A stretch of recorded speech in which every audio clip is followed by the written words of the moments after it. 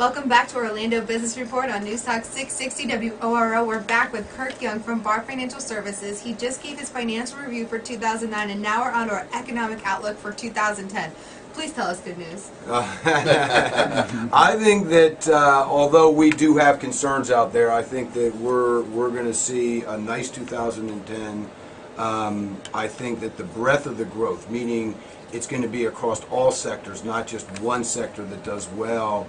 In my outlook for 2010, I think we're in a circle type pattern where we're going to see business increase spending and housing is improving, which is going to improve household income, which is going to lift the consumer spending, and then circle back to further support the business sector. Okay. Now remember, when we look at this, 2011 is a concerning year. So as it starts coming more on the radar scope, there are definitely concerns. So as I go through this, I'm going to go over the positive things for 2010, but obviously there are clouds on the horizon that we got to watch out for.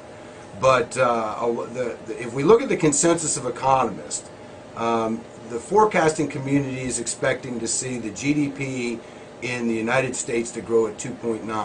Now remember, the IMF did 3.9 for the world. Well, that puts us in a nice position. I think it's conservative. I think we'll exceed 3%. Okay. We see continued growth over the last, as the recovery develops, and we're seeing it in the marketplace.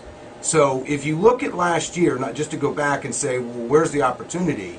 Last year, the highest performing asset classes was high yield bonds, emerging market debt, and emerging market equity. Mm-hmm. Those by far outperformed, and I think that will be the case, at least for the emerging markets and small cap companies, meaning small capitalized companies, moving through 2010. So I think we'll see that there.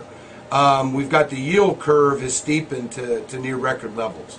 And what that means is short-term interest rates versus long-term interest rates on the government side are inverted, so to speak. And that shows a liquid monetary system. So there's money out there.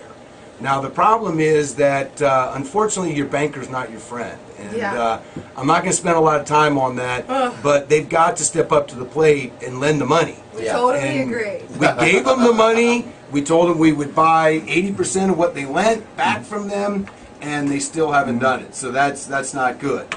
Including on the refi programs that the government passed in redoing your mortgage. If any of you have tried to do that, it's absolutely a nightmare. Yes. So send your banker a note, tell them to get it together here. I think that's what Rip Torn was trying to do the other night, right? Send his banker a note and tell them to try to get together. Yep. Okay, go ahead. If you look at really what's going on with substantial economic slack and the low labor cost, I mean, corporations are lean and mean. They've cut their costs big time. They've cut their labor force big time. They have very low inventories. So 2010 is going to be a replenishment of those inventories, which is going to take us back into that circle I was talking about. As they replenish inventories, it's going to build the small companies, which is going to give people jobs, which is going to help the housing sector recover, which is, again, going to help support the business sector. Wow. Okay, all rosy stuff. I know we're listening to the Orlando Business Report right here on News Talk 660 WORL. I have to say it, or Brittany's going to give me the...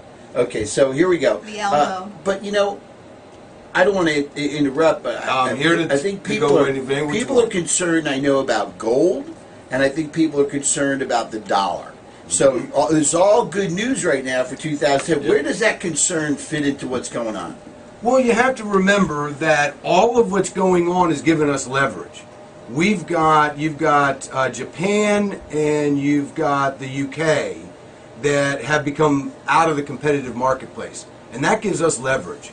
So the devaluing of our dollar, I mean, if you look at it on a positive side, which is the way I look at things, the devaluing of the dollar, the number one supporter of our economy in the United States is the consumer spending. Well, the consumer doesn't have money to spend, so what's going to drive us out of this?